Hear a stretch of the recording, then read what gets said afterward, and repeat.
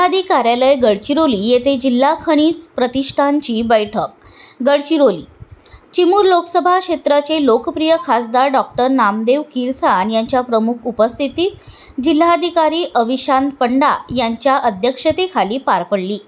यावेळी या बैठकीत अहेरी विधानसभा क्षेत्राचे आमदार धर्मराव बाबा आत्राम, आरमोरी विधानसभा क्षेत्राचे आमदार रामदास मसराम, गडचिरोली विधानसभा क्षेत्राचे आमदार डॉक्टर मिलिंद नरोटे, मुख्य कार्यकारी अधिकारी सुहास गाडे, जिल्हा खनिकर्म अधिकारी इम्रान शेख सह विविध विभागाचे अधिकारी, समितीतील सदस्य यावेळी उपस्थित होते।